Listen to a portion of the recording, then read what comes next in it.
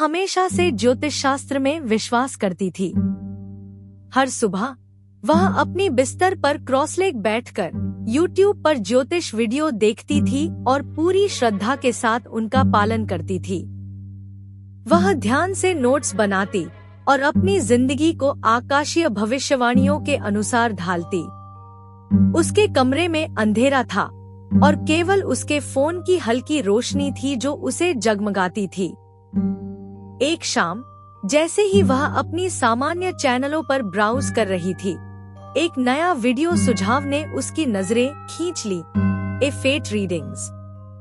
Thumbnail में एक hoodie पहने हुए शख्स के लाल चमकते हुए आंखें थी। टाइटल था, आपका भविष्य इंतजार कर रहा है, लेकिन सावधान रहें। एक सिहरन उसके शरीर में दौड़ गई, लेकिन जिज्ञासा ने डर को मात दी। उसने वीडियो पर टैप कर दिया। धीरे और भयानक तरीके से एक आवाज हवा में गूंजने लगी। आपका भविष्य पहले से तय है, लेकिन एक बार जब आप इसे सुनेंगे तो आपको पालन करना होगा, नहीं तो परिणाम भुगतने होंगे। आज रात, आधी रात के बाद आईने को मत देखना। इस चेतावनी को नजरअंदाज मत करना। निधि ने माथा टेढ़ा किया। यह किसी भी अन्य ज्योतिष रीडिंग से अलग था। यह महसूस हो रहा था जैसे यह व्यक्तिगत रूप से उसके लिए था। उसने उस असहजता को झटकते हुए अपना फोन रख दिया और खुद को समझाया कि यह सिर्फ एक प्रचार है। जैसे जैसे आधी रात का समय नजदीक आता गया, वह बिस्तर पर लेटी रही, पूरी तरह से जागते हुए। घड़ी रात के 12 बजे के करीब पहुंचने लगी और कमरे में एक अजीब भारीपन महसूस होने लगा।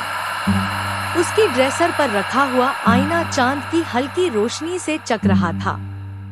उसके अंदर एक मानसिक द्वंद्व चल रहा था, जिज्ञासा और डर के बीच।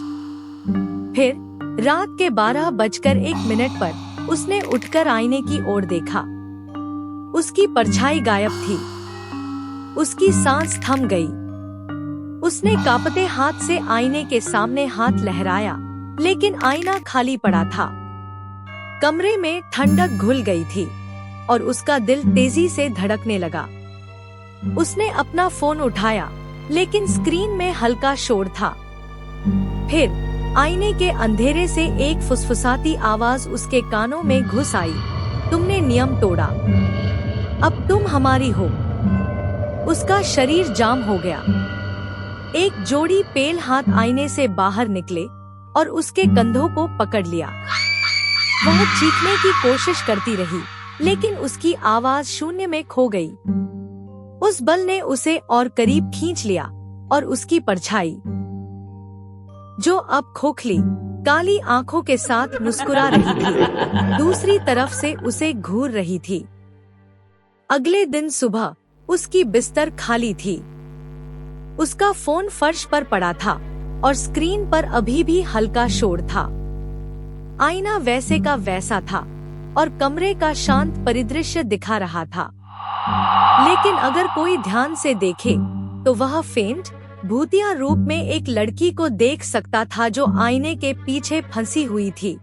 उसका मुंह एक खामोश चीख में खोला हुआ था, सदैव उस भविष्य में फंसी हुई जिसे उसने कभी नहीं देखा था।